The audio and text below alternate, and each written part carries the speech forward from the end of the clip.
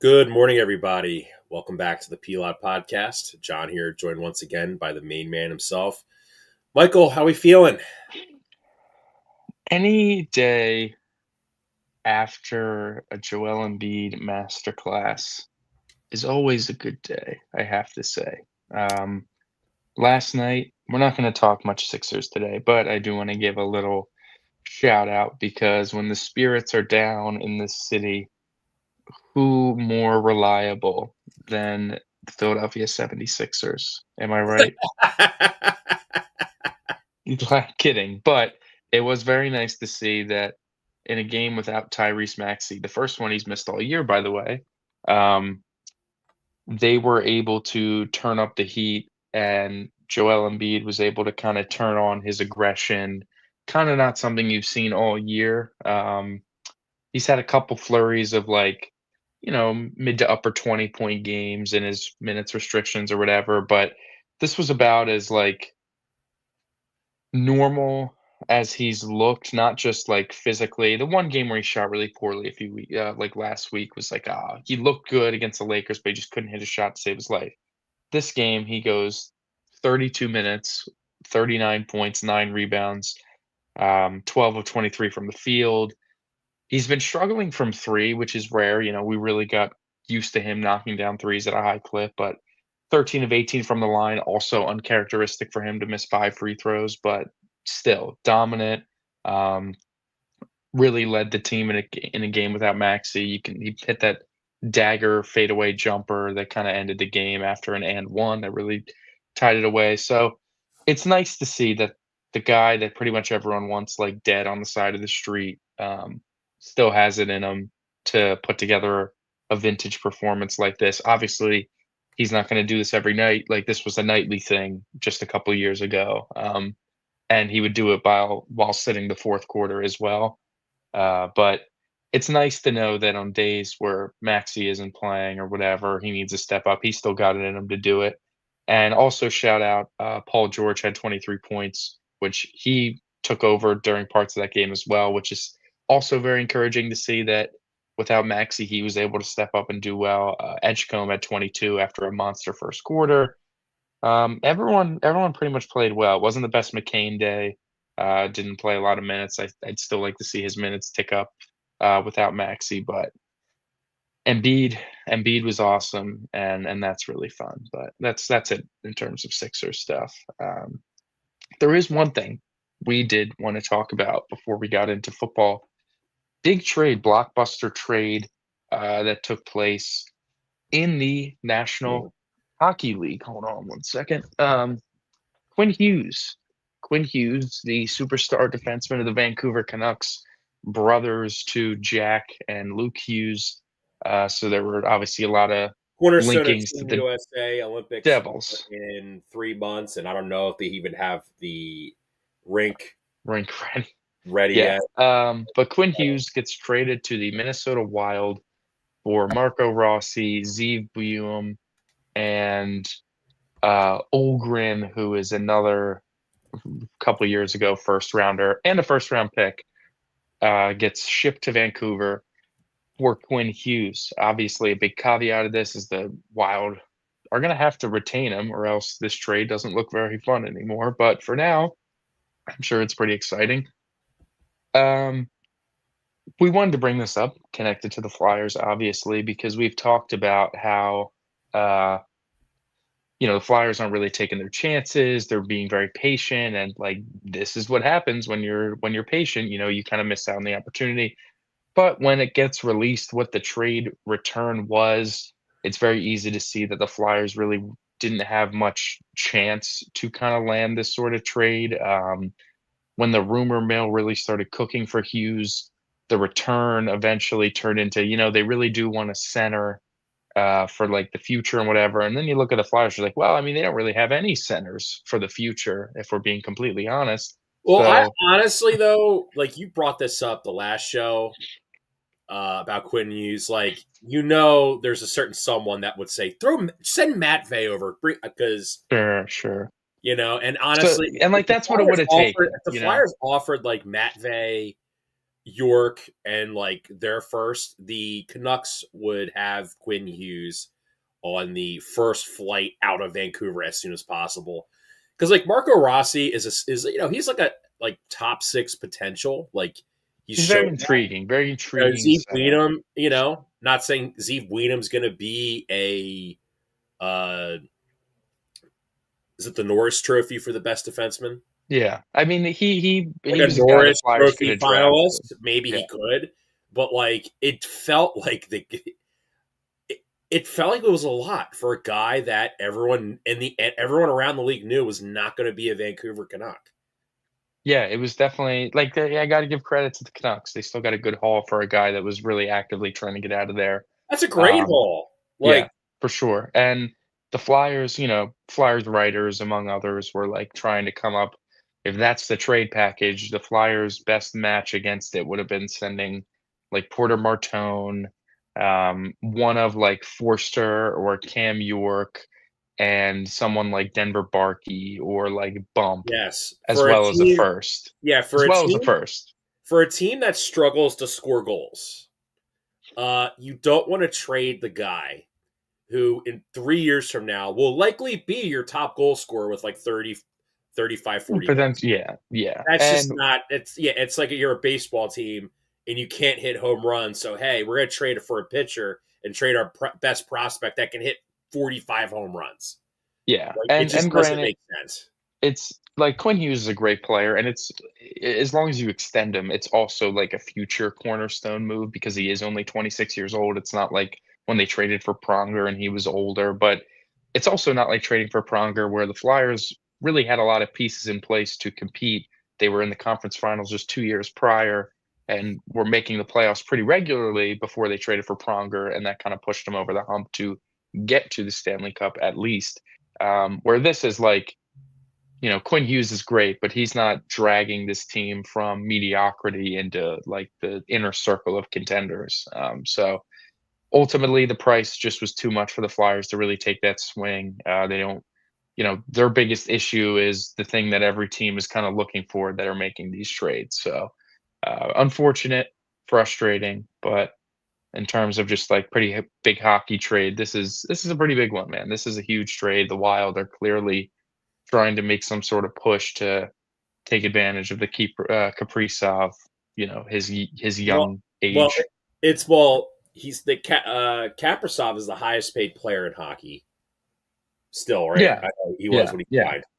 signed. Like well deserved. Like He's he's one of the awesome. No, like they're trying to listen. They're trying to push the envelope, and especially you look at the West in the NHL. It's significantly worse than what the Eastern Conference is. The East is like a massive cluster of a bunch of teams within like 6 points of each other, and yeah. You got to push it, like there's only because like one bottom feeder in the East where you look it at the does. West and there's I like don't know, man. five bottom feeders. It's kind of hilarious to me that the Oilers got McDavid. Basically, Connor McDavid signed the okay. You use my contract as an excuse to say that we can't get more players. They go and make a trade to acquire Yari, Tristan Yari, yeah. I mean, Christian that's Yari from Trajari, Jari from the Penguins. They traded which that Skinner. trade is like lol. I mean, they went and got the other. If you had to handpick one goalie that's as similar to Stuart Skinner as possible, it's probably Tristan Jari. So, like, Bro, I'll it's not put you much of this an way, improvement. Michael. Michael, I'll put you this way. Like when I was like a kid, like a teenager watching the Flyers, the equivalent of that trade would be like the Flyers trade Roman Czechmanek for Robert Esch. Like, wow, like Yeah, we're but like not getting better at those that goalies position. were both just a lot better than what these 2 have been giving you. It's like it's trading your brand of ass for another brand of ass and trying to convince yourself as a fan that it's better because it's just not what you've seen before. Like, it's let me I texted my buddy, friend of the show, Zach, and I was like, "Well, looks like we can't rake them over the coals for Dan Vladar because if you're the Oilers, what has cost you the opportunity to win the Stanley Cup? It's been your goaltending. What's your defense? goaltending and It's defense. your Yeah. goaltending and your defense, but like." like what the Flyers are this great defensive team. Is that why Dan You get a Vladar's good playing goalie, well? and it can bail out some bad Like defense. I don't But know. like, What if like you pick up Dan Vladar? Like I don't know. Trade the Flyers your first round pick for Dan Vladar because you're like, oh, this guy's just he's just having a it'll great help. year. Yeah, no, for sure. But so yeah, some flurries of trades in the NHL. I saw the last point about how like the West isn't as competitive. I saw that it was like the last seed in the playoffs in the Western Conference is projected to finish the year with 85 points. And then you go over Wow, to the East, and it's 13 teams in the Eastern Conference are currently on pace to have more than 85 points. Obviously, I don't think that's going to happen. But, dude, it you does. know, Dude, it feels like back in the when all but two day. teams in the East So, are dude, on their so way dude, to 90. so in the NBA in like the early to mid 2000s, you were like you brought the Sixers comp with the Flyers like last week. Mhm. Dude, the Sixers would sometimes make the playoffs with like 36, 38 wins, which is like bad. Like you're a bad team, Right. I mean, right? it's like the 28 no, what am I thinking of? There was a year where the West in the NBA was so ridiculous. It might have been it was like 2018 or 2019. I mean, looking at the 2019 NBA standings, the 8 seed had 48 wins in the Western Conference, which, like, that feels pretty ridiculously high. They almost had 50 wins. Uh, 2017 NBA or excuse me, 2018 NBA standings, 47 win yeah, like, the NBA like, the Nuggets had 46 wins in 2018 and didn't make the playoffs. That feels just ridiculously unfortunate. But yeah, so big trades in the NHL, but we have some football to talk about, for better or for worse. Let's start off with Thursday night football. Once again, John, Mr. Thursday Night Football himself, correctly picks the game, and I was with you, and then I talked myself out of it for sure. Um, good thing though. I didn't believe enough to place any real US dollars on money lines or spreads for Thursday I because I was really kicking my was so dude, not in I was there. kicking myself. I Falcons money line, man. so my I wagered 10 units with the boost on I had my parlay was it was a very conservative parlay, but here I'll read it to you. That was wonderful. That was a nice one. Um, So I got my so I as not to toot my own horn toot my own horn or anything, but I was getting mocked a little bit when I said I love the Falcons to outright beat Tampa and like what was my with your reason? buddies. Yeah, My yeah. buddies and this one buddy Sean, his name's Sean. He was like, dude, absolutely not. He's like, have you seen Kirk Cousins? He's terrible. I said, yeah, but the Buccaneers are a bad football team, and I think everyone's gonna officially find out how bad Baker's been for the last 2 months tonight Yeah, because the finally. Falcons have a ferocious pass rush and Baker holds on to the ball too long. That's just a bad recipe. I mean, Baker really single-handedly sold the game. I know the defense of Tampa's did not play very well at all. I mean, giving up 370 passing yards to Kirk is never really a good thing, especially So when he's I a backup. this was my lay. I just pulled it up. I had Bijan 50 alternate rushing yards. I mean, that's free. Tyler Algier 15 rushing yards. If you recall, he had like a 20-yard carry near the end of the game to Mhm. set them up to He get the wasn't he wasn't getting his usual bulk of yeah touches, his I'd say. usual 10 touches. You only Yeah. they were down two They possessions. were throwing, man. They were just They were throwing. just throwing it, but they were feeding Bijan. Yeah. Like it's the end of the season. We're not making the playoffs. There's absolutely no point in preserving Bijan. Let's just get him his Get him his touches. looks. Yeah, yeah, for sure. You know, Darnell Mooney 3 receptions. If you recall, at the end of the game, he had the setup catch to set them up in the field goal range. Mhm, mhm. This one became sweaty, huh? Falcons plus 5.5, and then Bucky Irving 40 rushing yards. Yeah, man. I mean, that's awesome. The end Like, was sweaty. So then when the Falcons got the touchdown to bring it within 8 and missed the 2-point conversion, I live bet them plus 118, 7.5. nice, nice. Yeah, no, for sure. That was smart. But overall, looking at the game, uh, Tampa's defense not that great, and Baker not that great at Not all. that great. It's a very Yeah, it's a it's a nice way to put it because I that's a mean, generous way of describing it. as bad as the defense was, and them kind of falling apart, 3rd and 28, giving up a big chunk, and then giving up the fourth down, all that sort of stuff. Fact of the matter is that Baker Mayfield could have easily put this game away had he not thrown a bad interception, and then had he hit Emeka Ibuka at the end of the game. They would have like if he puts it on his front shoulder, if he leads him where he's supposed to put it, he catches it. First of all, he might catch it, run, and score the way he was moving on that route. But he had the very minimum is getting a first down and likely into field goal range at worst, and that kind of puts the game away. They probably could just need it out at that point, but the throw was a little behind, and they don't convert, and the Falcons get the ball back, and they muster up a drive to win the game. I mean, it was it was right there. It was truly right there to win it, and Baker didn't make big throws when Dude, it kind of the reminded me of the Eagle Falcon game last year in week 2. it was similar. It was similar. I mean, it's just one of those games where like this is truly what Baker is, and a lot of people have this perception that he's like some Mr. Clutch time, like big time player, big time quarterback.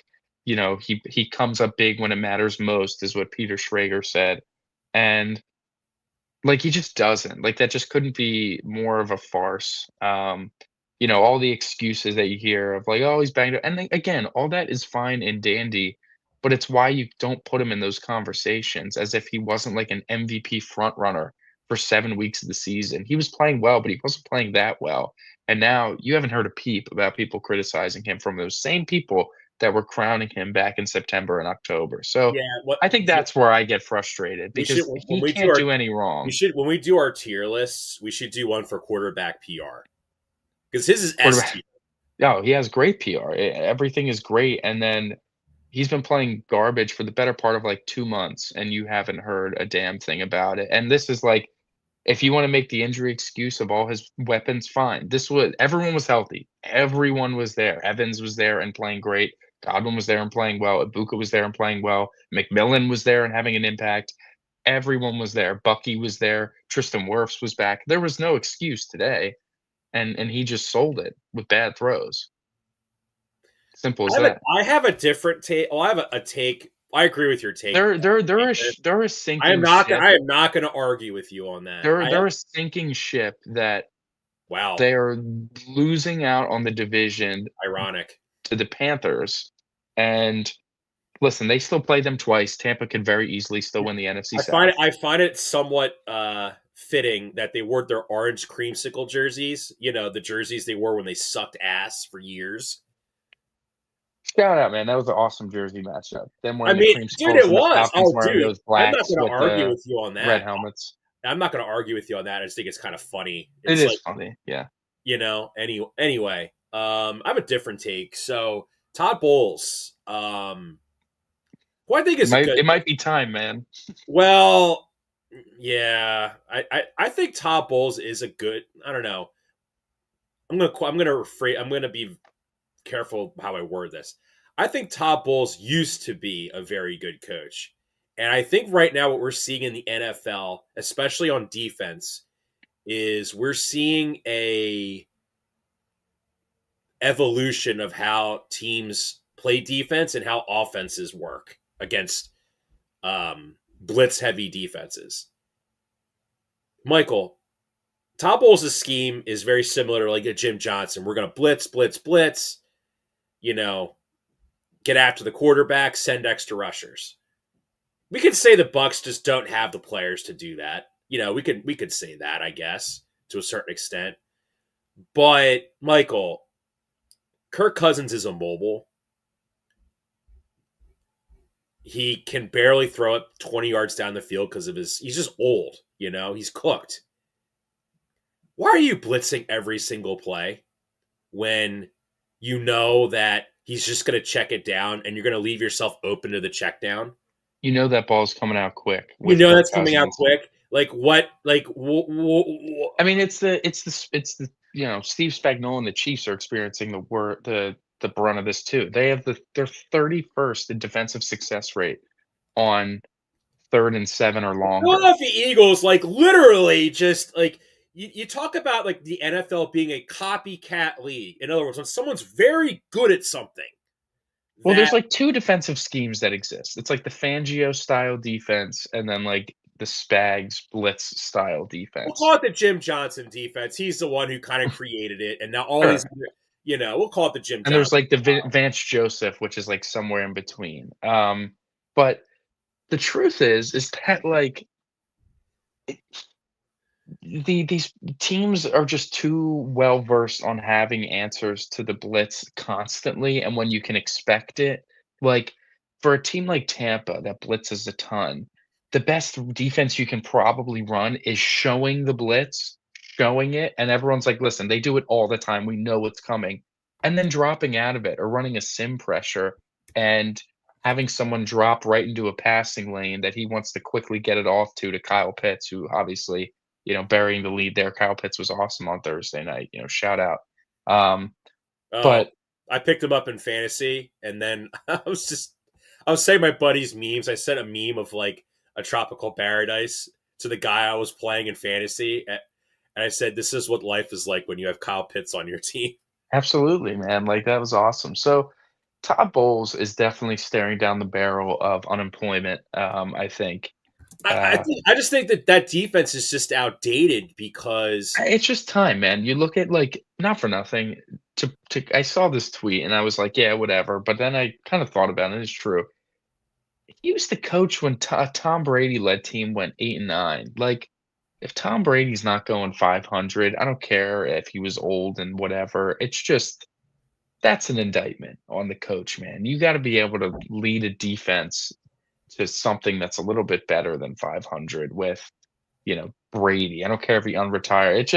It's just kind of crazy to put it that way. And you look at the way Tampa's been built, and if Baker is this almighty great quarterback, they've underperformed. Like, they won 1 playoff game against the Eagles, and that was really it in this Baker era of Buccaneer football, that they beat the Eagles in a wild card round and then, the Eagles. lost a tough one to the Lions, and then Well, then the they Eagles then last year. rebuilt their team and won a Super Bowl afterwards. Sure, Like, and then the following year, congratulations, they gift wrapped Washington's wild card win on a silver platter. Like, who knows what the NFC playoffs looked like last year if Tampa didn't shoot themselves in the foot 6 times against the Commanders. They would have won that game. I mean, they gifted them some deep in their own zone turnovers, and, you know, Tampa then goes to play, us, right? Would they have went and played us? Potentially, No, I'm trying. would they have beaten the Lions? I don't know. Would they have played the Lions? Yes, they would have. They would have played Detroit, and it's like they were not beating the Lions. I find that hard to believe, and that totally changes everything, of course. So yeah, I mean, they've the, I to kind of go on like a little Baker soapbox. I remember pretty vividly when he signed that big contract with them of 3 years, like 100 something million, whatever it was. And I said, I don't even know if I said on the show. I remember I was on like spring break. I remember this happening. And I said, to me, this is just committing to mediocrity. You're committing to a quarterback that your ceiling isn't the Super Bowl. I don't think Baker Mayfield can win a Super Bowl unless the team around him is genuinely perfect. And it's just not. The Buccaneers defense has never been that amazing, in the post Brady era, whatever. And when you signed 3 years to a quarterback that's falls somewhere between like 14 and like 20 on like the rankings, it's just hard to win. And this is what you see. We're on 2 months now of bad quarterback play from Baker Mayfield, and they're about to choke the division away to a Panthers team that is just not good, like, at all. It's really not a good team, and they play them twice, they could beat them twice and Yeah, put but the you know division what away, the but thing it's about the just bad. Panthers is, Michael? Like, the Panthers are well coached.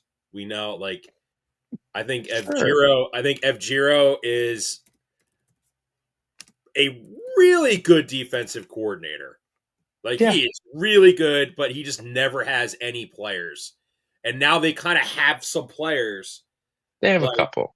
they have a couple Derek players. Brown's healthy, like, that's the biggest thing, and JC Horn, and that and they're yeah, they are a better coach. Dave Canales is a better coach. I mean, this is the first year that, the Buccaneers offensive coordinator pipeline isn't, like, perfect because they're not running as many screens. They're not running as many quick throws that they've ran in previous years that is part of what makes Baker look so good. The screen game in Tampa was, like, the biggest thing for them. It was just a bunch of little quick Do screens you that make think? the stats look Yeah, good and stuff.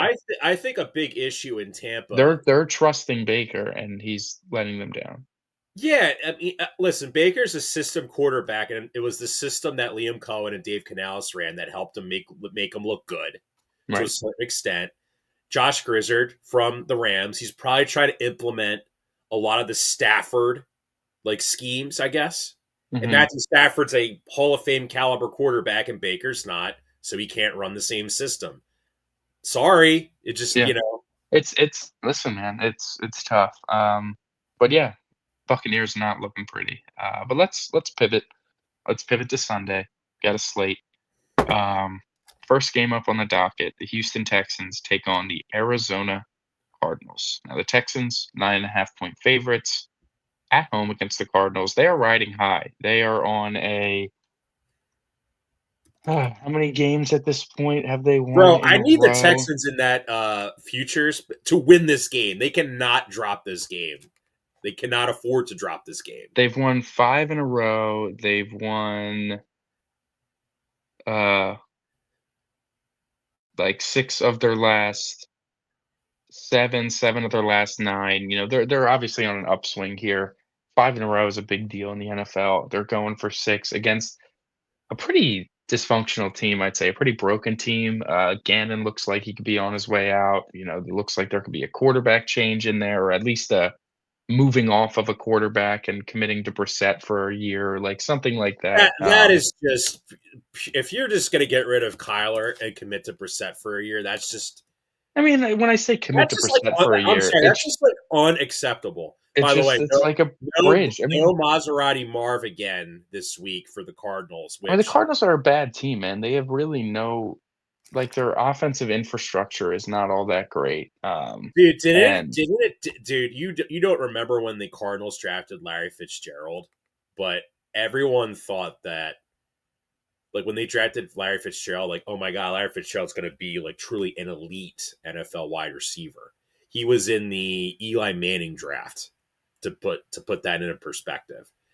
Um, Michael, the Cardinals have lost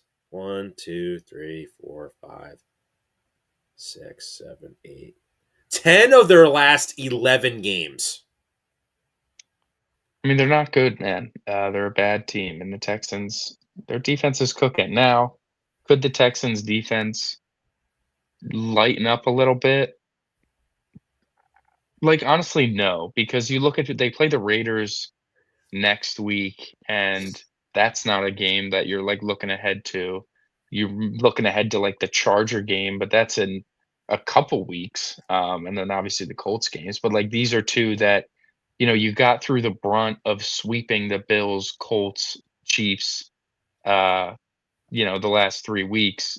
Now is the time to kind of to bank home a couple wins and get out of there with a couple wins. I'm going to take the Texans minus 9.5. I do think that their defense is just going to be relentless yet again. And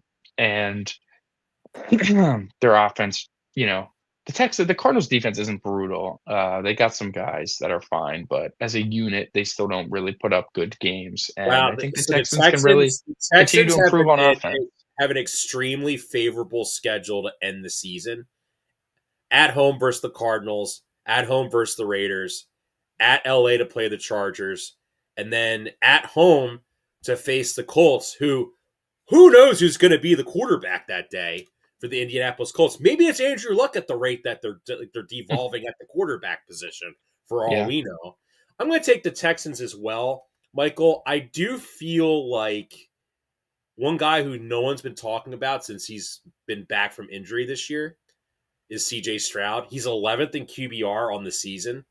Obviously, the Texans defense is grabbing the headlines. I'm looking at the Arizona Cardinals, like these scores that they have every week. Michael, the Cardinals have given up 40 plus points 3 out of the last 5 weeks. That's bad, man. That's bad. We could maybe.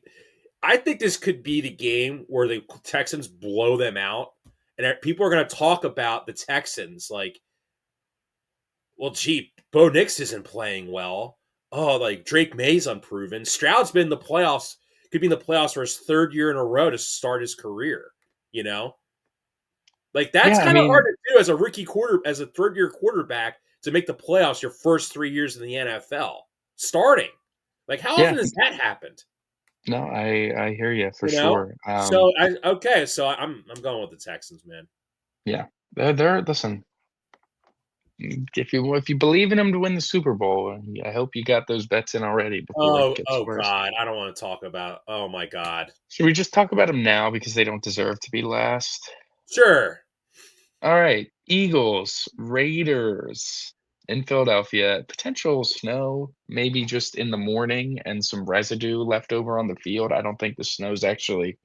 It's not supposed to fall during the game, but if the infamous snow bowl taught us anything, is that that day wasn't supposed to snow at all, and there was an entire blizzard. So who knows what we're in store for on Sunday? I guess we will be seeing. But snow game in the morning at least, and cold nonetheless. The Philadelphia Eagles are 12.5 point favorites at home against the Raiders. There is nothing I would love to see more than, like, Jalen throwing, like, 18 of 26 for 250 yards and 2 touchdowns and a pick. I'd love to see it, and it's like a bunch of over the middle throws, throwing with anticipation. I've gotten to the point where I've watched enough highlights of the Charger game, and I watched enough of Why anything are to you be like, torturing yourself? "You know what?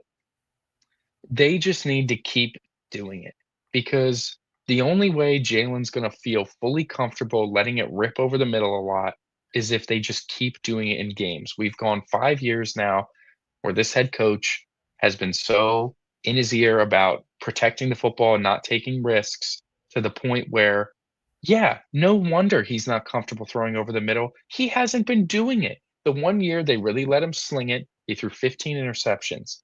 However, his turnover worthy play rate was among the lowest in the entire NFL. It was lower than it was last year when everyone praises how great everything was. The truth is that if you want a quarterback that is able to rip it over the middle consistently and make big time throws whenever you possibly need them, interceptions are going to come. It's just part of the growing and learning process. Jalen threw some picks, like the one that went off AJ Brown's hands that he should have caught. However, the ball was late. It was late and it was high. And part of it being late means that AJ feels the heat coming in, and it's part of him alligator arming it and not going up and catching it. Where if he throws it with a little more Well, nah, that's not anticipation, really it what gets caught. alligator arming actually means. Is it hit off his hands? Alligator arming would have been Jalen throws the bullet over the middle. AJ sees the guy coming at him that's going to I hit mean, him. you look at his eyes. He's not looking at the ball. He's looking right at the linebacker that's about to hit him. That's what it is. He tried to make the catch without looking at the ball because he was worried about where the hit was coming in. That's not great. However, if that ball's out 2 beats earlier when he's open, that's not a worry. And again, I'm not even blaming the players as much as I'm blaming The Well, coaches for I like mean, this is I their mean, I, coaching I mean, I think philosophy. everyone deserves blame. I will say this though. Of course, but I don't know, it's the man. AJ Brown's philosophy a of the bigger. I team. mean, AJ Brown is a bigger, strong wide receiver. I'm not listen, John, I'm not talking about like, oh, that specific play as much as it's a general process thing of him waiting to throw things over the middle until they're wide open in his view, as opposed to throwing with the anticipation. You see him throw with anticipation, but what's the theme of when those throws come? The game's in the balance. It's already pretty much finished. He did against the Bears a ton when they were down by 2 possessions in the fourth quarter with under 10 minutes to go. Game's over. What's the risk at that point? If you throw a pick, who cares? You're down 2 possessions. You got to take the chance. He does it on second and long and overtime because if he doesn't do it and he throws the pick, who cares? We got to push the ball I downfield. I And agree he with makes that. that I great throw agree to with your Devontae take. Smith. I agree with your take. I have the same take with Drake May on this. When you watch Patriots games, they basically run the same Tom Brady's Patriot offense with Drake May, and Well, it's like, Josh McDaniels. That's what you're gonna get. and my only thing is that when like Tom Brady, I'm not comparing Jalen Hurts to Tom Brady like they're equals, but like you would see Brady in games when like Brady has a ton of come from behind wins under his belt, tons of game winning drives, right? What would he do in a lot of those drives? He'd push it. He'd push it and force it in tight It's windows. true. You see Jalen make those throws. That throw to Devontae Smith in overtime is the one that everyone's talking about. It's a great throw.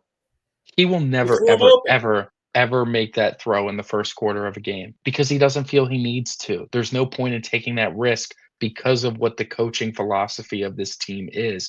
And you see he'll make those throws outside the numbers with anticipation because the risk is less. But when it becomes in between the numbers, over the middle, the risk is higher. So he's a little more timid when he does it.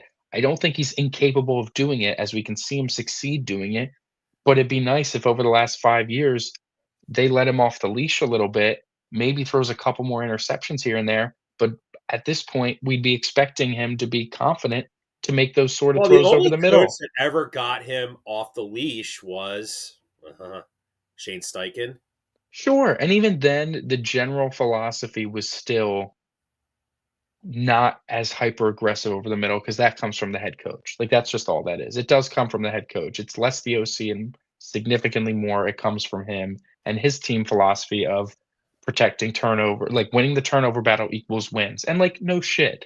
But when you don't have the running game to lean on, it's a lot harder. So, anyways, that was my little soapbox of just what I'd like to see from Jalen the rest of the year. Just keep ripping it over the middle, keep calling those plays. We're gonna find out that he's really incapable of doing it, or we're gonna push through it and we're gonna figure it out by January. It's gonna be figured out. I'm sick of just banking on the running game, figuring itself out, and that's how Wow, everything's gonna be you're fine. way Like more positive than me.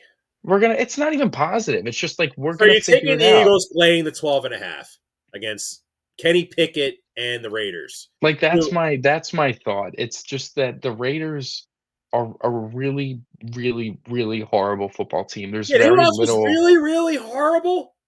The Arizona Cardinals 2 years ago. I listen, I get that. I do And think granted, Kyler Murray is way more talented than Kenny yes, Pickett. yes. There's a I am lot not going like to debate that. And that and I Cardinals don't O know. line I was a don't know lot if better rookie. And too. honestly, I don't know if rookie Ashton Genty is better than prime James We're Conner. also we're also losing the fact that that defense was atrocious. You know, if we play that game again with the same offense, but this year's defense, I'm sorry, but the Eagles win that game by 20. Like it's just what it is. That defense was horrible. And that's why I do believe in the Eagles to win against a really bad team. I mean, they're not playing well, but they're not that bad. And the only thing I'm really worried about is just, like, the thought of Max Crosby against Fred Johnson. That's a little worrisome, and even against Jordan Mailata, to be completely honest with you, because that guy's been garbage all year.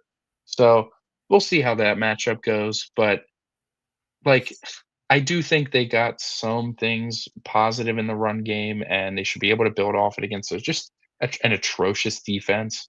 And you should try things in the passing game and keep doing what you did against the You know Chargers. who's catching a lot of flack right now, and I'm yeah up right now is obviously Jalen Hurts. I mean, the WIP brigade all says to this is what I don't understand is this. Was Jalen Hurts bad Monday? Uh, Yeah, you yes, could. in the same offense with the same schemes, is Tanner McKee going to do a better job? No. No, I mean, that's not even worth entertaining. It not only is that such a dumb thought, but it's also if you're doing that, you're trading Jalen in the offseason. You're doing because you're not benching him and then going back to him. That doesn't happen. And I don't know if you even saw this. Is that WIP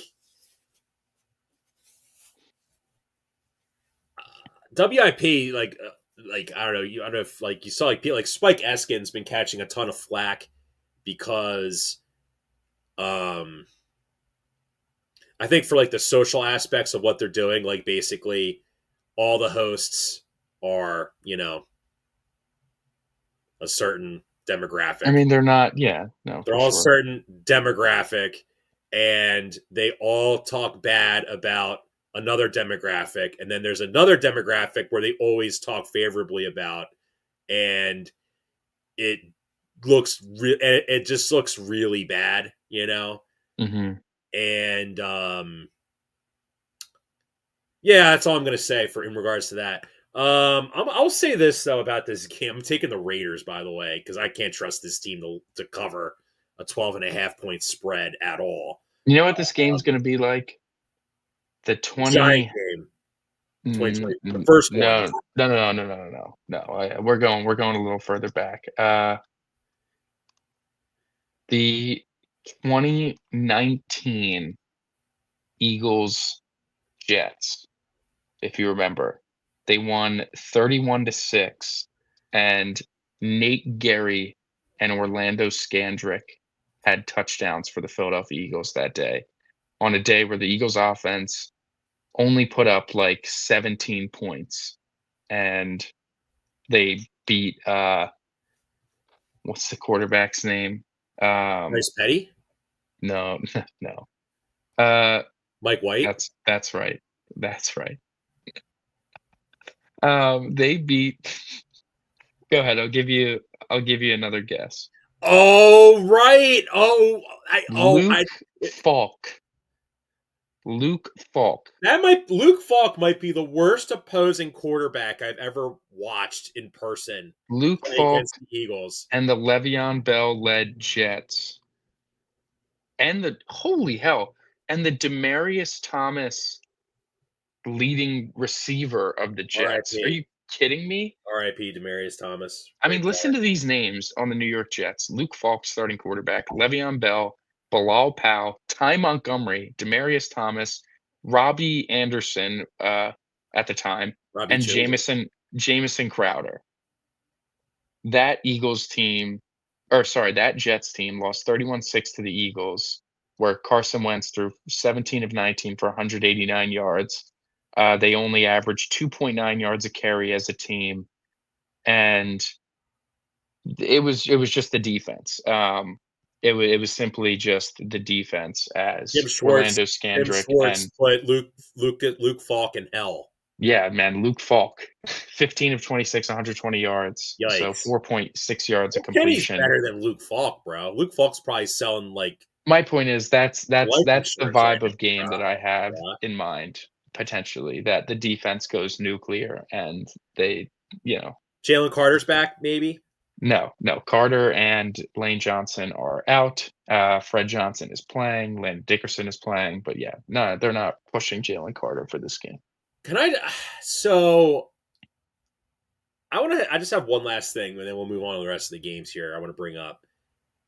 Don't you kind of feel like in years past, like you feel like, oh, why would this coach want to come here? I think the Eagles' OC job, unless they have a new head coach that calls plays, because the Sirianni Howie Roseman relationship just deteriorates beyond repair, and they Right. have the Eagles' OC job is going to be, I think, the most desirable OC job of all the available openings because whoever gets that job and basically institutes like basic normal changes, Right. or changes congruent to how NFL offenses are progressing, is Hmm. virtually guaranteed to be an NFL head coach. Like, think about that. If you're successful with the Eagles offense, you get a promotion. It doesn't take a lot, you're right. Gets a promotion. If you're bad, you get fired. Like that's kind of how the NFL operates. You get promoted or you get fired. It's very hard to stay in the middle, Mhm. like in that. And I think, and look, I think our next game, either you get promoted or you get fired. Yeah. Yeah. Jets at Jaguars. Uh, Jaguars. Liam Cohen. It's got him cooking. yeah, it's pretty, I'll say that it's pretty, like Jags are on a high. Gotta give Liam Cohen a lot of credit, and the Jets, you know, they're just kinda going through the motions. However, 13.5 points is a lot, and the Jets they're about 500 covering spreads. They just don't win any games. Brady Cook starting for the New York Jets. Yeah, the Jets are really bad, man. I mean, I'm taking the Jags minus 13.5. When I look at this game, when you look at the Jets, they're one of the only teams that are going through what I would call, or what I heard someone else call, and I'm gonna steal, like an NBA style rebuild where they literally just burnt everything to the ground. All of their good players are gone, and they're just gonna restart. Like they're just start. Like they have some nice infrastructure, the offensive line, but it's like two-star defensive players, goodbye, they're gone. Breece Hall in the offseason, he's gone. Like they are just kind of letting it all fall apart, and you know are going to bank on being able to build around an offensive line and like Garrett Wilson, and then go from there. I gotta be honest though. I'm not just. This is kind of my thoughts. I think acquiring as many first round picks as you can for the next two drafts is incredibly smart because it's going to be two of the most talent loaded drafts. So, Michael, Mhm. the first round picks that you're going to get in these drafts, these upcoming drafts, may be the equivalent to having top 10 picks in the last couple drafts in terms of talent, right? Mhm. Like Mhm. The Jets could listen. I know, like the Colts pick could be really good, and like the Cowboys pick can be really good too. Like Mhm. I don't know, dude. The Cowboys don't exactly like if George Pickens leaves. What's that offense going to look like next year? I don't know. Are they going to draft No, Jeremiah? I Are they think going they to very draft much need Jeremiah him. Love because they're starting running back who's having a very good season in Javonte Williams is going to be a free agent, and the Cowboys don't really do a great job retaining veteran free agents. They just let them go, you know? Yeah, So, I think they definitely need to and keep with that Pickens. being said, with regards to the Jaguars, here's the thing though, man, with the Jags is I think the Texans are going to steal this division because the Jags are so up and down. Like so up and down. I would not be surprised if I would not it would not shock me if they bottle this game or potentially bottle another. They have another. They also have a favorable schedule. The Jags play the Colts next week. That's a huge game. It's a shame that the Colts have become like, oh, they're the favorable because they it's because the quarterback situation is dead. The Jets just feel like an annoying team to play against. That's just the vibe I get Mhm. from the Jets. Mhm. Can and they're 7-6 this year against the spread. So, but so are the Jags are 8-5. I'm going to take Jacksonville like cautiously. I would stay away from this game in all honesty. Yeah. Yeah. Um The next game that we have on the docket is the Browns Bears. This is an interesting one. The Do you remember like Bears, 2 years ago when we thought that Shador was going to be the first overall pick potentially, and this could have been the battle of the two first overall picks, like back to back years. yeah, I mean, you know, so the Browns, they're the fun pick. They're getting picked heavily on the spread here to cover 7.5 against Chicago. Why? Um, because that defense is great, and they The Bears defense still isn't all that good, and I think people are riding the Shador high that he had a pretty big statistical game, made some big throws against the Titans, obviously in a tough loss, but I don't know. This feels like, Bears coming off a tough loss. They could be, in a desperate spot to keep up with that division. They do play the Packers next week, which that just feels ridiculous, but they do. They're the actual they're Saturday night. So, next Saturday night.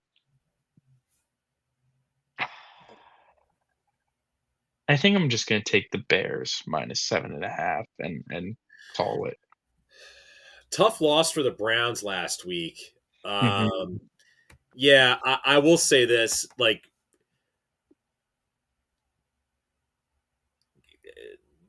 Kevin Stefanski, he is most certainly going to get fired. I think because it Mhm. just seems the way like his handling of Shador to me, like not having him on the field to like at least try the 2 point conversion, running maybe the worst 2 point conversion attempt of all time.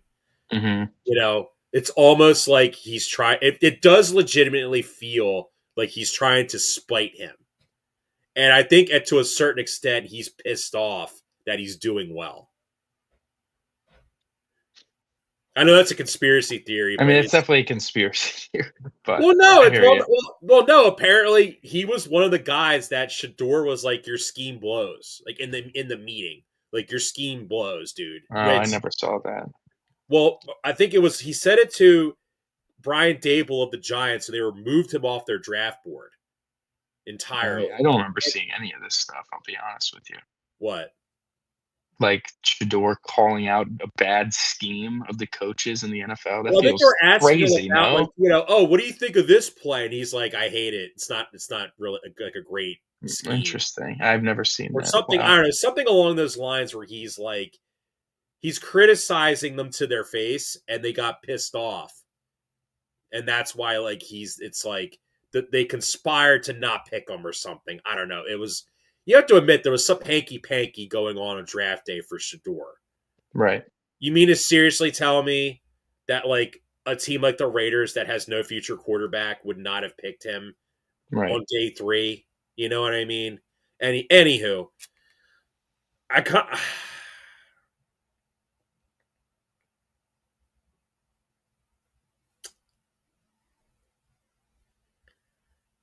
I'm taking the Browns. I'm going to give you kind of my explanation why. Did you see what happened with Ben Johnson after the Eagle game where he ripped his shirt off or tore his shirt off and was like celebrating?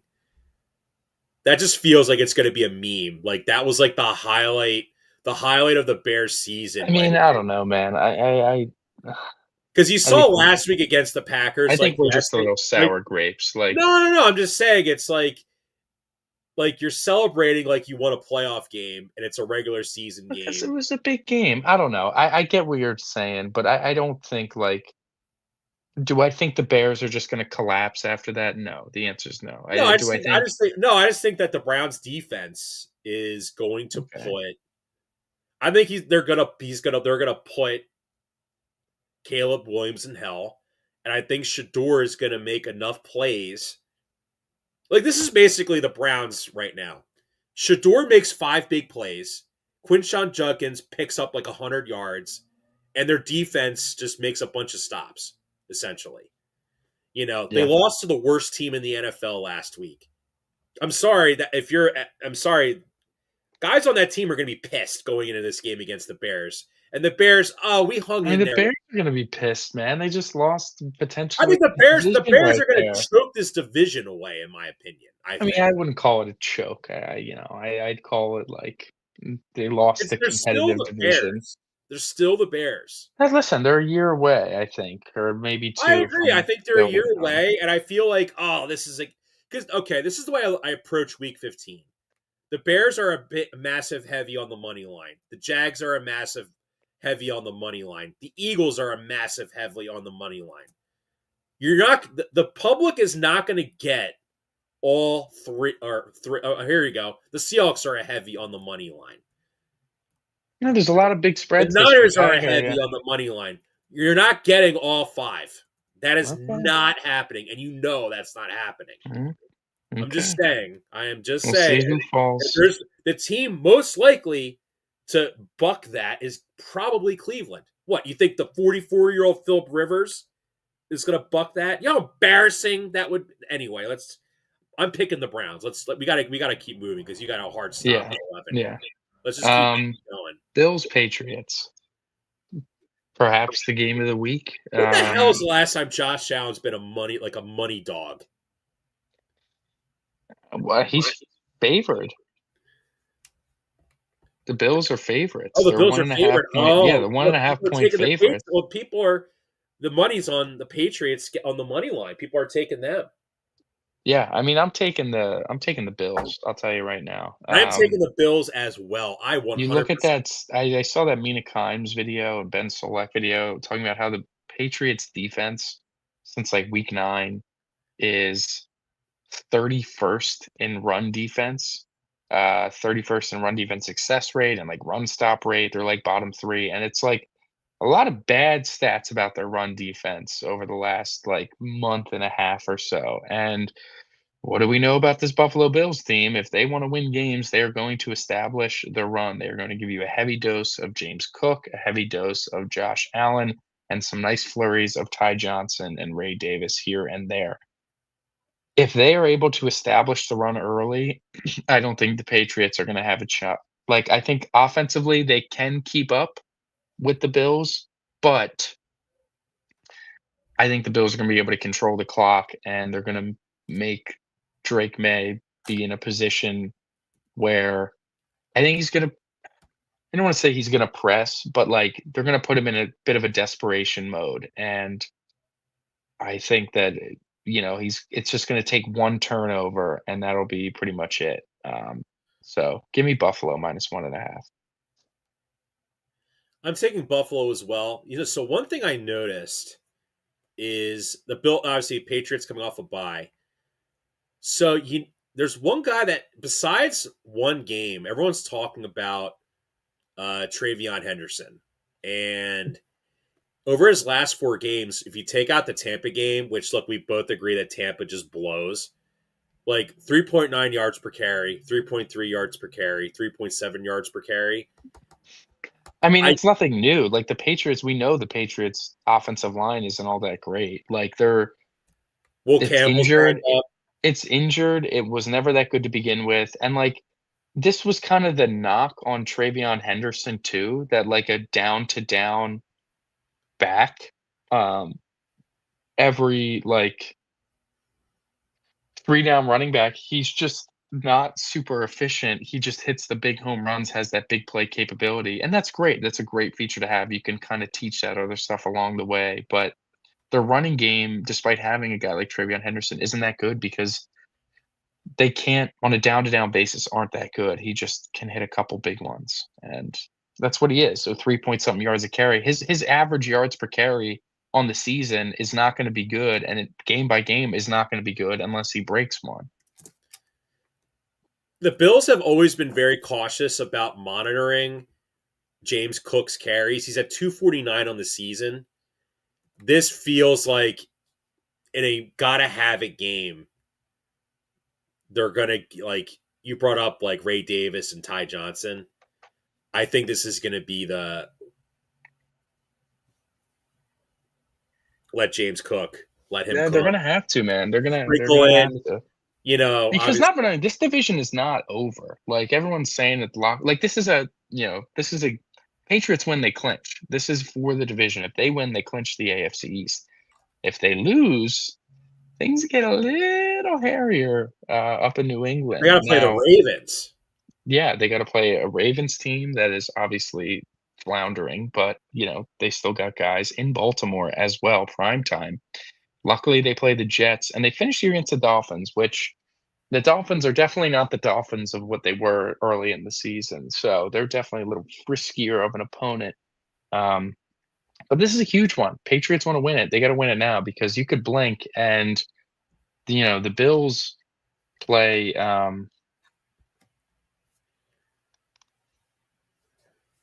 the Bills next week take on the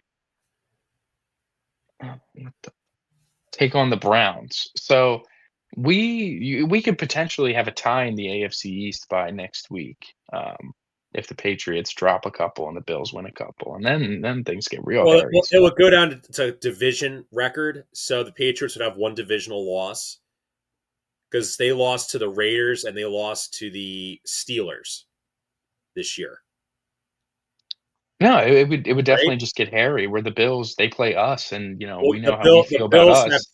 have already have two divisional losses.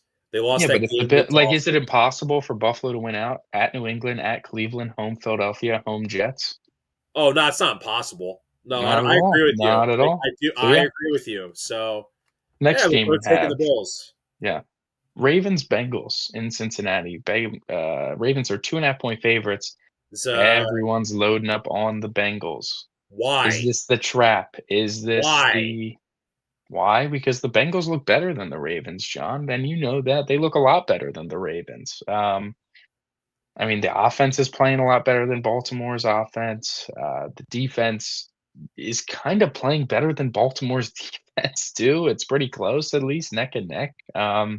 Pretty two atrocious defenses. Granted, no T. Higgins, who was definitely concussed very early on in that snow game, and they just left him out there, just malpractice. But um, Wow, nothing else new for the Bengals, but keep my going. mind, like I wanted to take the Bengals today, and I feel like I still probably will. I just feel like the Ravens are in free fall and are kind of in quit mode, and are almost the players are probably like, you know what, we just keep taking these losses. Harbaugh's going to be out of here.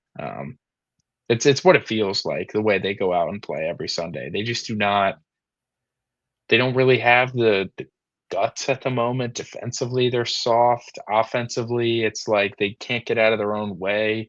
Lamar throws what would have been a touchdown, but Mark Andrews essentially deflects it out of the way of DeAndre Hopkins, and then obviously the Isaiah Likely issue, which you can argue bad reffing, but how many times is Isaiah Likely not going to finish a touchdown because his toes out of bounds? He can't complete the catch. He's fumbling at the goal line. There's always something. So I Have you don't heard know, the man. name L.J. Smith? Yeah, exactly. He's And L.J. Smith. He's the you modern look day at L.J. like Smith. the Bengals, Joe Burrow has a nice long dissertation about being potentially not happy playing and being frustrated. To me, that doesn't sound like I'm just going to go out there and roll over and die in my next game. That feels like I'm going to go cook and dominate. So I'm taking the Bengals. I'm taking the Ravens. Lamar Jackson struggled his last start against the Bengals, but historically, particularly over the last couple of years, he has been just killing Cincinnati. Hmm. Um, let's just kind of see. Wow. Lamar Jackson has missed practice time for 5 straight weeks.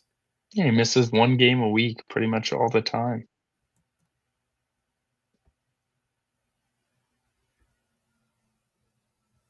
Let's just see the injury report here, real quick.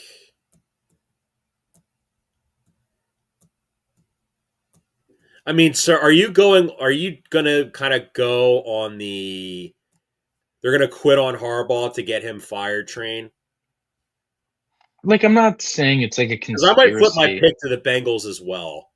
I'm not saying it's some big conspiracy that they're doing it, but it just feels like Well, it feels like Madueke is like all but retired now. His Matabike, yeah, injury is yeah. I so mean, serious. when things aren't going well, they don't seem like they're bucking down to make it go better. I feel like they just seem to be like over it at this point. Yeah, I kind of And agree with it's that. tough, man. It's stale. It's This, stale. I this mean, is gonna feel honestly, and where in would the truth, Eagles be if they hadn't won the Super Bowl last year? I don't even want to think about that. Exactly.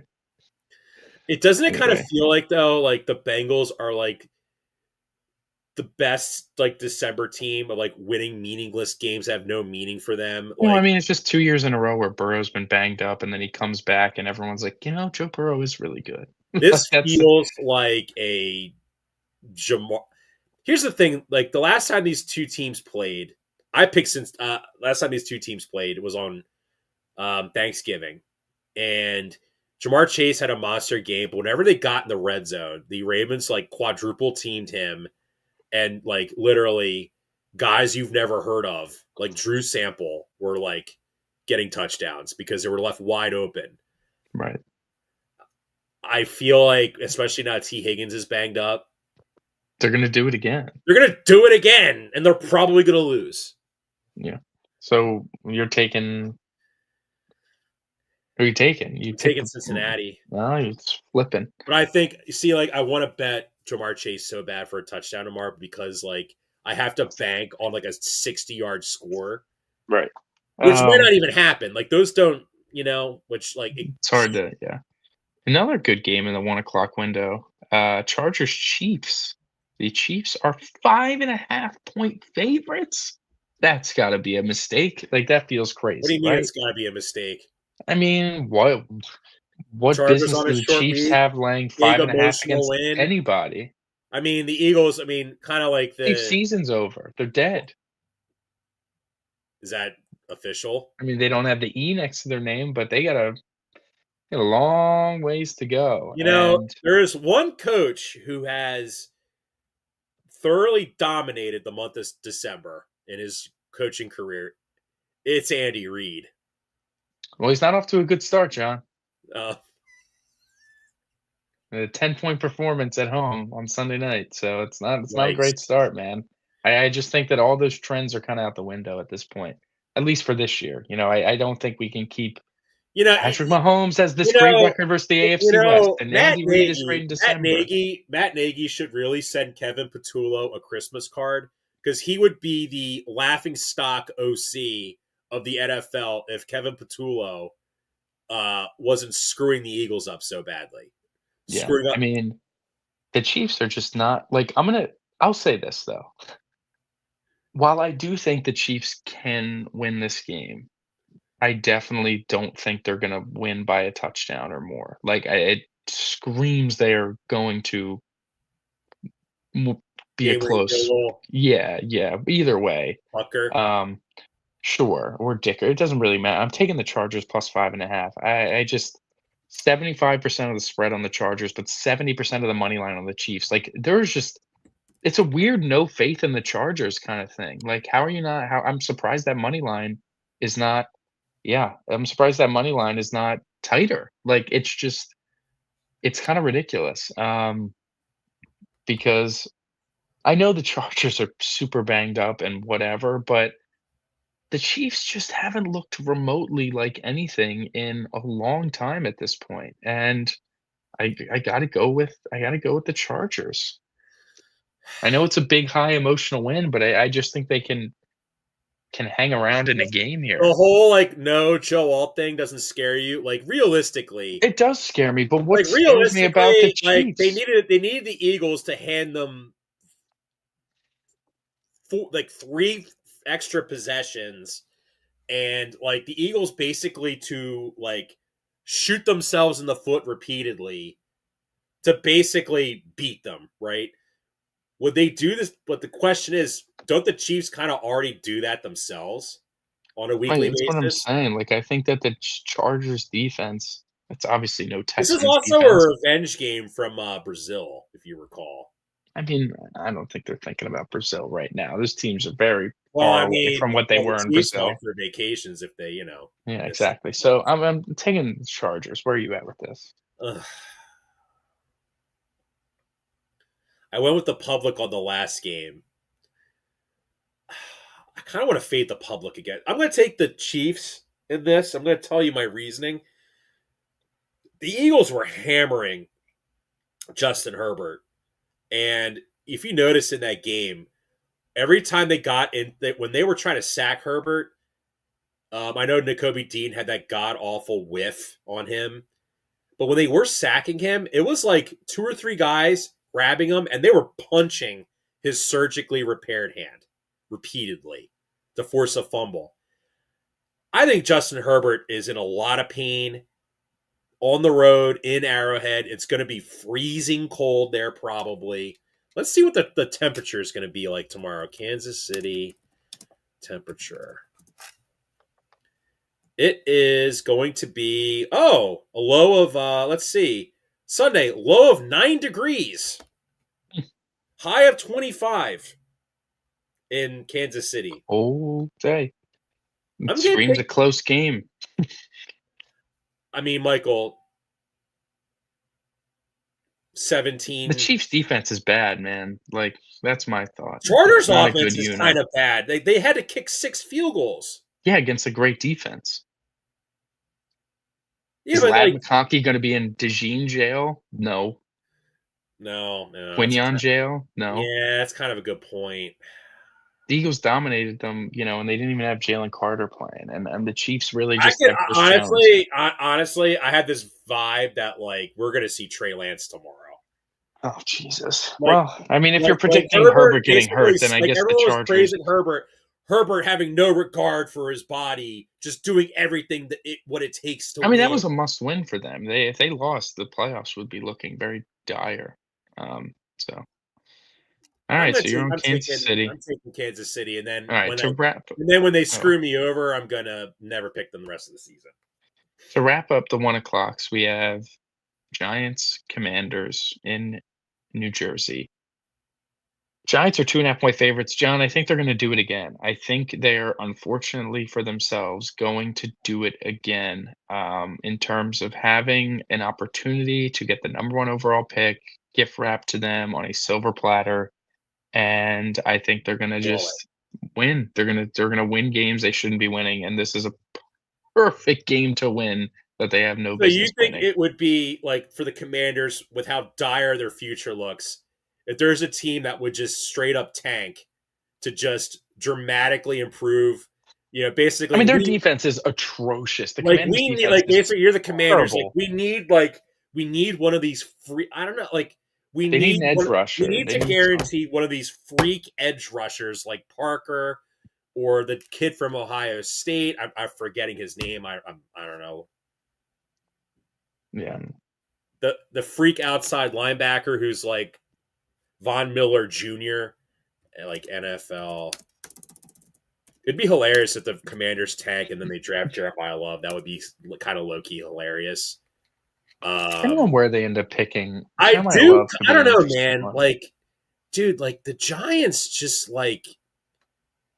I mean, they have basically two new play callers mid-season: new defensive play caller, new offensive play caller. Well, Kafka's been calling the plays, I think, the whole time. Do you think Kafka? Like, I mean, like, what do you? I mean, bro.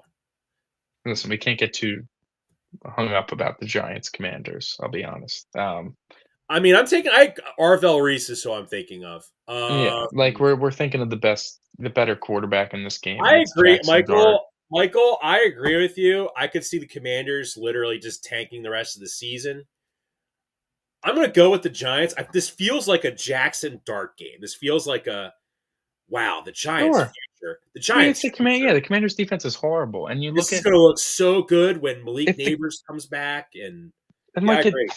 like probably will a little bit. Their offensive line, everything about the Giants is not as bad as I thought it was going to be, at least on offense. Like When Scat's Dart's ankle yeah, heals. Dart's not as bad as I thought he was gonna be. Scadaboo's obviously a lot better than I thought he was gonna be. Their offensive line is not as bad as I thought it was gonna be. Um, and like, yeah, when Neighbors gets back, they could be in a pretty scary situation. They might draft a receiver, and like all of a sudden now it's like that's a lethal looking offense. Whereas Washington goes, they need any defensive help they could get. I would be intrigued to see what Jaden Daniels looks like with an elite running back. So, like, maybe Jeremiah Love makes a little bit of sense because, I mean, Jaden Daniels, his scrambling numbers this year are way up from last year. Coming off a year where everyone was like, listen, Jaden Daniels was great, but he really needs to make sure he takes care of himself. He did take some tough hits. He did deal with an injury in the middle of the season, yada, yada. He's really got to be safer. And then he goes out and is running like a chicken with his head cut off like an idiot, and he gets hurt every week now. So if that's what you're going to be, like, I can't trust you really much at all. So I need at least a better running back to have a better running attack. So it's not as he doesn't feel obliged. But yeah, we're both going the Giants.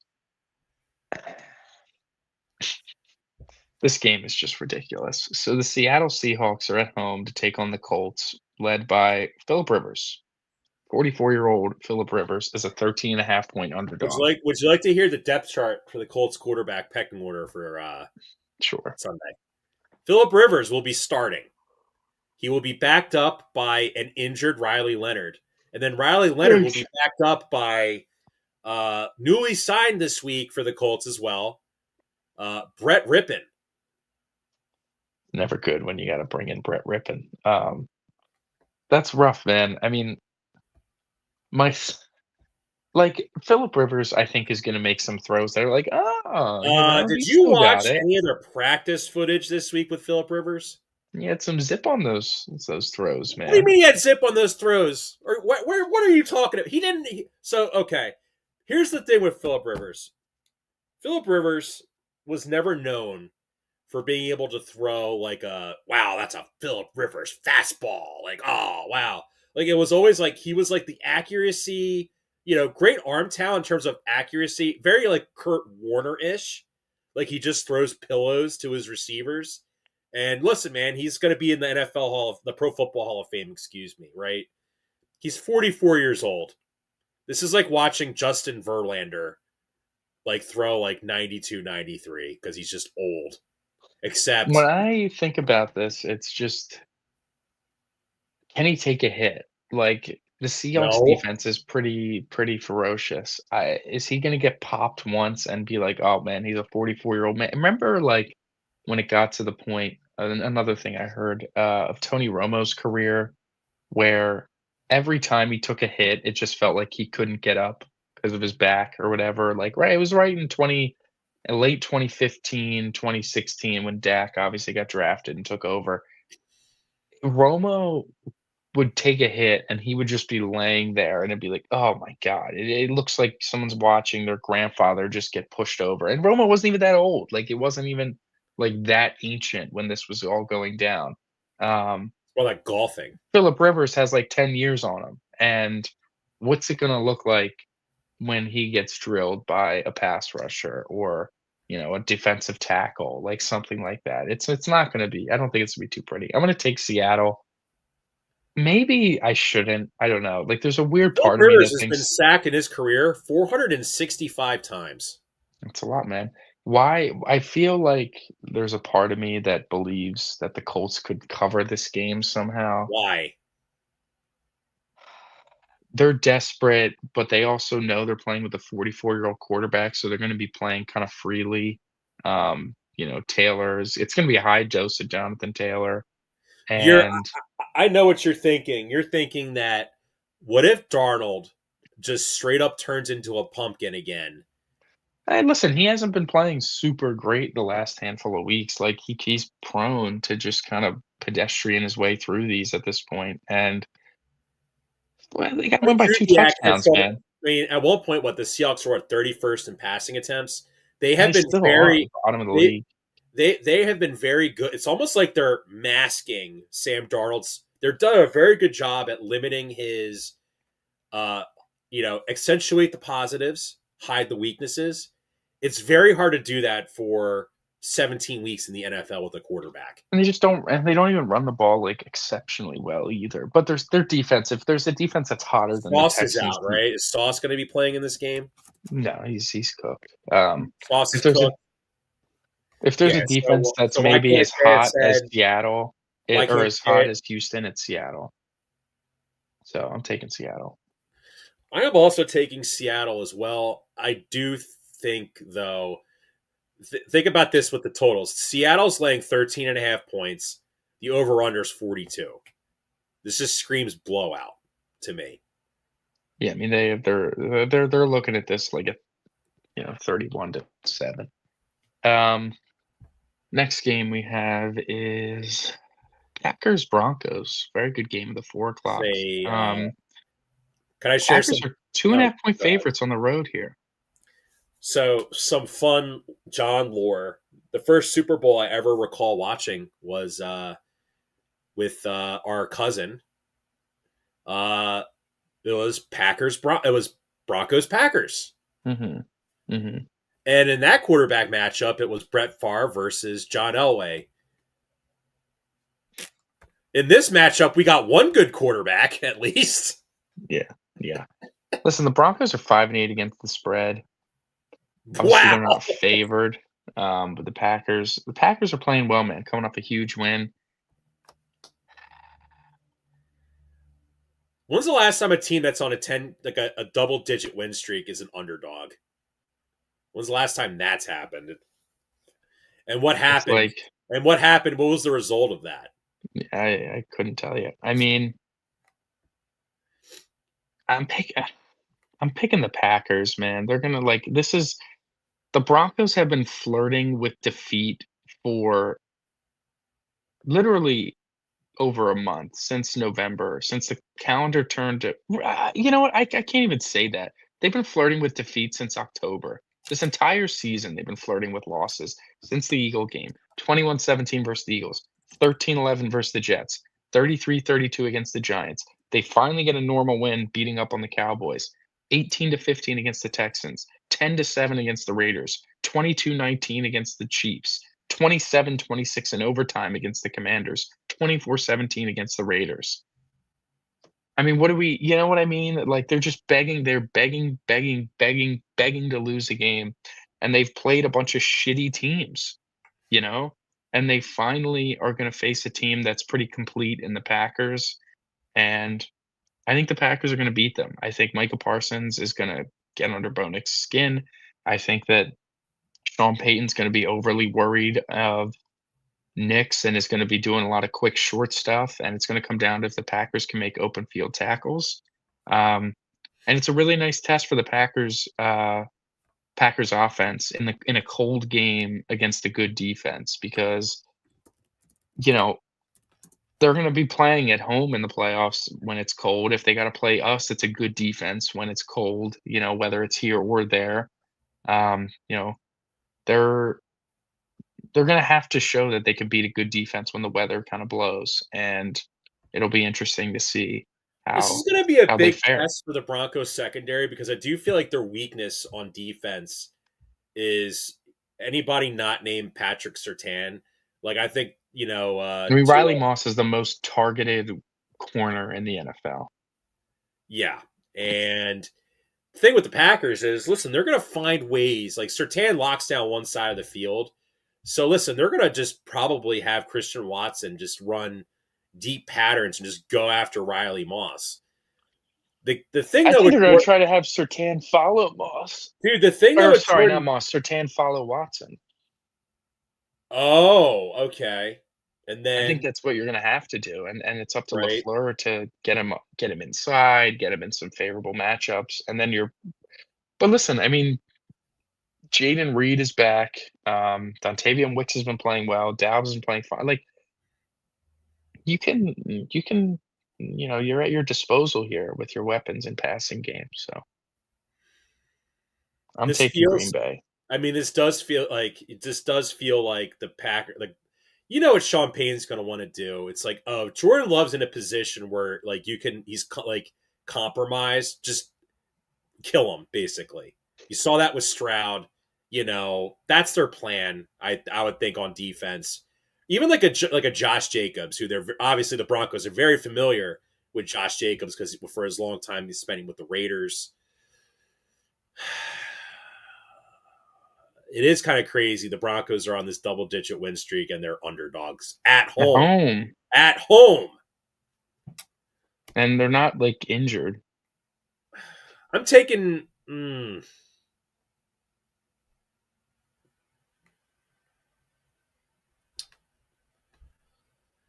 This would, to me, this would be like you can go all in on Jordan Love if he wins because it's a road game, right? Jordan Love in the playoffs. Has he ever had a home playoff game before? I think he's always been on the road. No way, right? And if the Bears win that division, Michael, then guess what? He's got to play on the road again. So he's got to prove he can win these big road games. Like I'm Last year was a road playoff game. 2023, 2 road playoff games. Dallas, San Francisco. Yeah, he's only played 3 playoff games.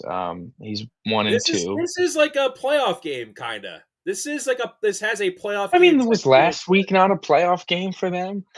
I mean, it's a division game, yeah, but this is like It's a division game against a good division opponent. It's not like, oh, they played the the number 2 seed fucking in the 2 and 5 AFC. Bear. Number 1 seed in the NFC. What are we talking about?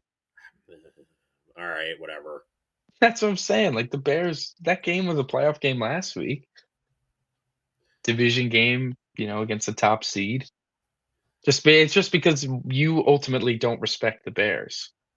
And, like, not necessarily wrong to say that. I don't think they're a true contender, but I think that's what it comes. You don't look at the Bears and think this is a solidified playoff team. And you'd be kind of right. Their defense really isn't there.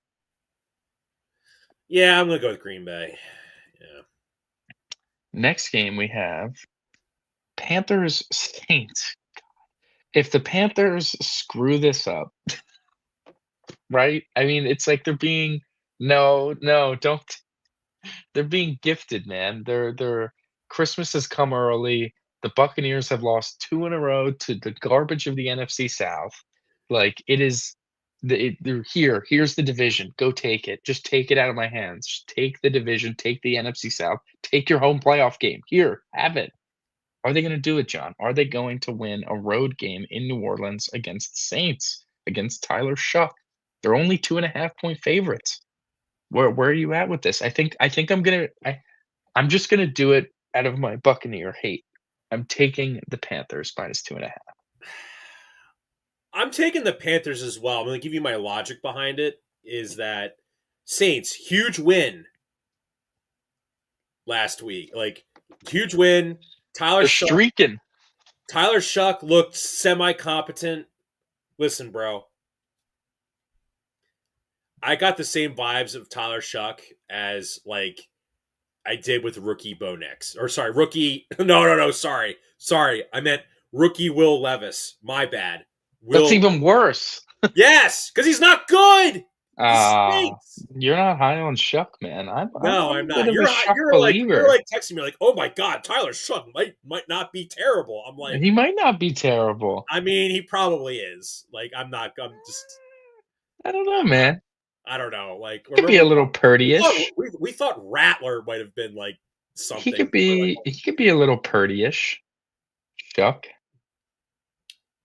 I think the reason why Vegas said it like this, it's like like they have no faith in Carolina, and they're No, like I mean they despise Carolina, and you like know what this for good feels like. reason. You know what this feels like. Vegas always puts out one game a week where the semi-sharp betters are like, this is a trap, so I'm gonna either money line.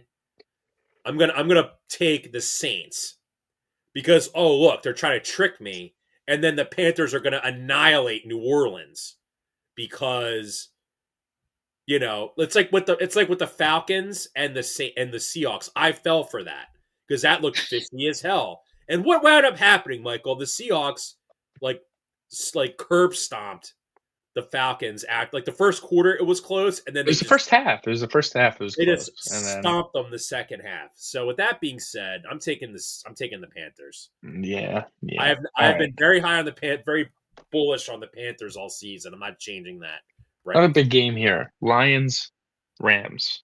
Six Oh point God. spread. Oh, Rams are six dude. point favorites. That's a lot, man. Is that not a lot?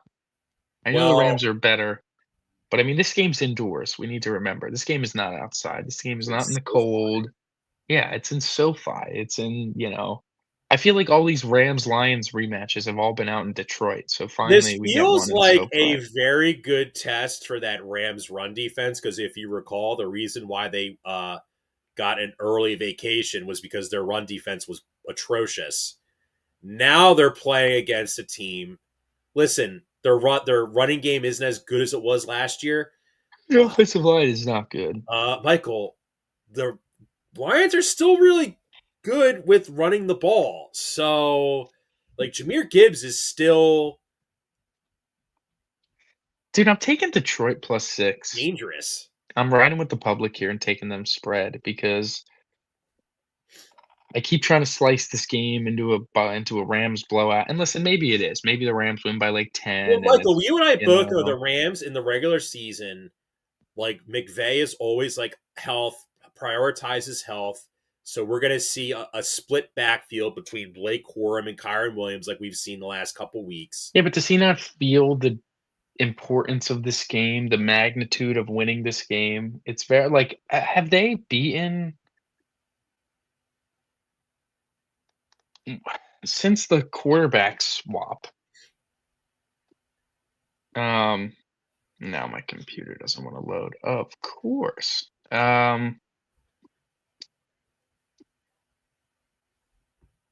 Okay. Since the quarterback swap, that can't be they've only played twice? Are you kidding me? In the regular season? That feels like a farce, does it not? The Rams won 28-19 back in 2021 in SoFi, and then the Lions won 26-20 in overtime last season, and then they met in the playoffs once that the Lions won. Um, yeah, it's a tough one, man. It's an important game. I think both teams obviously, it's very important for the Lions. The Lions are in desperation mode. If they get a win here, that would be humongous for their playoff probabilities. Um, So I am gonna take Detroit in that, like, they're super desperate, and I think some 4th down regression is gonna kind of break back their way a little bit, positive regression that is, because they're like a ridiculous cold streak on their 4th downs, and I just think that's gonna start to tear back a little bit. So give me the Lions +6. I do think the Rams can still win this game, but, it does feel like a close game to me. I think the thing though is with the Lions, and this you have to kind of I don't know your thoughts on this. Every time the Lions have played a good team this year, they've struggled. So I think this the and you know what you're gonna say. Well, what about the Cowboys win? The Cowboys are not a good football team. I mean, it was still like the game wasn't a cakewalk for them, I'll say. Well, They did blow out the Bears, and that's part of your feeling on the Bears. Um, they won that close game against Baltimore. I mean, They lost to the you literally just and you Chiefs. just declared Baltimore RIP on the season, so not a Yeah, good team. they lost to the Chiefs, which at the time they were better. They beat the Buccaneers, which, well, Yeah, well, you're proving my point. they lost to 9. That's, like, probably the worst. That's their worst loss of the season. Like, I that is such a agree. bad loss for them. They beat up a bad Commanders team. They lost to the Eagles. They beat the Giants in overtime. Lost to the Packers. Yeah, I mean, listen, man, their season's been totally up and down, up and down, up and down. I mean, it would make sense for them to lose this week, and they don't lose 2 in a row, so then they beat the Steelers, and then, they play 2 division road games to end the season. So, The it'll thing, be and plus the Rams have gotten their like, wow, how do we lose that game loss out of the way with the Panthers? Yeah, no, the Rams, well, I mean, I wouldn't, if the Rams lost this, I wouldn't be like, what a disaster. Like, the Lions still I have think true juice, you know? chaos would be if the Rams and the Packers both lose this week. Yeah, and the Bears win, and it would, like, really open up the can of worms of, like, "Oh my god, the Bears might actually get the 1 seed." I don't really think about that. Yeah, Yeah, no one to blame but I'm gonna go with the ourselves, Rams Sean. laying. I'm gonna go with the Rams laying the 6. This feels like a 10-point win to me. I like, 10 feels like it could be Like right. Like, the Rams kick a field goal like to put it to 2 like possessions. 31-20. Rams kicked the field Yeah, goal. it's like 28-21, 28-20, and they kick the field goal to go up 10, and, like, Goff Goff, interception. yeah, 4th down, whatever. Um, I hear you. Titans and Niners. Niners, you can't talk about 1 seed little inquiries without mentioning the Niners, who are 9-4 and right up there playing I mean, total, complete, utter chaos is Seattle winning to go to, well, if Seattle wins, which they probably will, then they'll be in the driver's seat for the 1 seed. They'll be 11-3. So Seattle winning, go to 11-3. Maybe Green Bay losing and going to 9-4-1. Detroit winning to go to 9-5. The Rams losing to go to 10-4. The Bears winning to go to 10-4, and then the Niners winning to be at 10-4. I mean, the NFC is just such a cluster, and it's unbelievable. So yeah, I do think the Niners are going to beat the Titans. I think the Titans got their last hurrah in on the season with a win against the Browns, and I think now it's the time for them to lock back in and keep pushing for that one seed, or for the one seed, first overall pick, that is. And the Niners got to take advantage of their easy ones because they're in third place despite being 9-4, as brutal as that sounds. So they could keep banking home some wins, and like you said, if they get a couple losses fall their way this week, they could be looking at, a serious division opportunity. So yeah. Yeah, I like. Aren't these the? I mean, listen. I know the Titans won last week. I said the Titans were gonna win like at least 2 games. They got I, 2. I think they've. I would not be. It would be. I think they might beat the Jags the last week of the season as like the. Mhm. We're all going to be all in on the Jags, and then they lose, and we're like, "Ah, typical Jaguars losing to the worst team in the league." Yeah, the Niners just feels like a Kyle Shanahan is like coaching masterclass. Everyone's going to talk about like the disparity between the Titans and how stupid they look on coaching wise, and then you pull like on especially on offense, and then you look at like, oh my god, look at this insane crosser that they just ran on Mhm. to Jawan Jennings, like stuff like that, dude. Give me the Niners. Which takes us to Sunday night, which what a disappointment. Look at, dude, what the hell is this? What was the league doing? The league has had so much time to correct this, um, with a like flexing. I mean, let's go through Lions Rams. That'd be a great Sunday night game. Packers Broncos. That'd be a good Sunday night game. Um, even in flexing times, you could have flexed the Colts Seahawks in here, and that would have been pretty entertaining because you would have had 45-year-old Philip Rivers That's the on Sunday wrong Night version of Football. entertaining. It's supposed to be like good entertainment, I'm not just bad. saying, like, but when the flex deadline came into play, like that could have been it. Chargers Chiefs could have been flexed in there.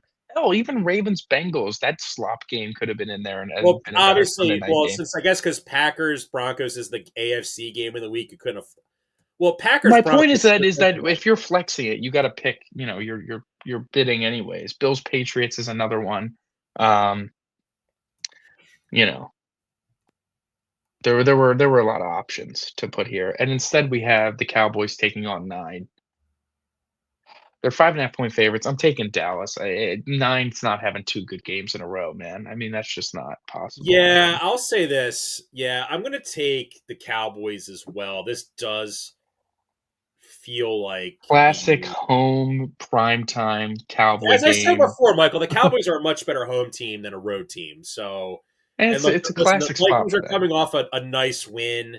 9 didn't poop himself, I guess. So, yeah, give me the. I'm taking Dallas. Yeah, and then we got the Are last the one to wrap up the show. say worrisome? Cowboys win and the Eagles lose If the Eagles lose to the Raiders, they don't deserve to make to the make the playoffs. playoffs. No, they don't. God forbid. Anyways, Monday Night Football, Steelers, Dolphins in Pittsburgh. We just talked about how the Dolphins aren't the same old Dolphins as they were early in the season. They have won games. They have Well, just they blew looked the Jets out really last better. week. They blew the Jets out last week in a nasty cold weather, proving me wrong a little bit. I don't think they're gonna do it twice in a row, man. That weather in Pittsburgh's been gnarly. I don't think Tua's got it in him, I'll be honest. I'm gonna take I the agree. I do Steelers. feel like we are. First off, the Dolphins' defense has been playing very well, very Yeah, underrated, absolutely, very absolutely. underrated. And realistically, like, should the Steelers have won last week? No, absolutely not. No, Mhm, mhm. which is still Mike Tomlin football. The only thing that concerns me if I'm a Steeler fan, is going to be, I mean, is Achane going to play? Because remember, he got hurt in that Jet game. So Yes, he is going to play because he's he playing, said but he could have gone back into. He said that he easily could have gone back into that game. But TJ Watt had a collapsed lung. Yeah. I'm going to assume he is not playing tomorrow or Monday, right? Yeah, I don't think so, man. TJ Watt. I mean, he went surgery. Yeah, it doesn't seem good. I'm going to take the Dolphins, and this is kind of my logic. Is obviously they made this big trade. You would think that Jalen Ramsey. I don't know. You know what? I think you're buying yourself in too I don't. much. This is a coin flip to me. This is legitimately a coin flip. I'm going to take Pittsburgh. They're going to win it for TJ Watt. This is for TJ and I'm for saying, yeah. and for my futures. I need the Steelers to win this division. So, with that being said, yes, this would go very much a long way to helping the Steelers win the North. Yeah. Well, what's the spread? 3 points. 3. Yeah. You know what? That's going to be a push, by the way. So yeah. we're going to tie on this game anyway, Michael. So why not? Whatever. Anyway. All right, that is our show, everybody. Enjoy. Not much today. There's not much going on in the sports world today. I think the NBA Cup semifinals are today or something. I don't know. But next week we're gonna have some college football playoff. That'll be fun. And then we got NFL games on Saturday. That's also fun. And then obviously a big slate Sunday. So with that being said, everybody, that is our show, and we'll talk to you later in the week. All right, that's our show, everybody. Take care. Enjoy the rest of your day. We are part of the Fired Up Sports Network of shows. Please check out other Fired Up Sports Network podcasts like the TheP-LotPod, Water Cooler Talk, Bell Smashers, Philly Sports Love and Pain, Drunk on Broad, Beer Battered Sports, and the Fired Up Sports Show, which are available on all major podcasting hosting sites and social media. Also, check out Mark Ramos' Roundup on firedupsports.com, which breaks down the happenings going on with all your favorite local teams.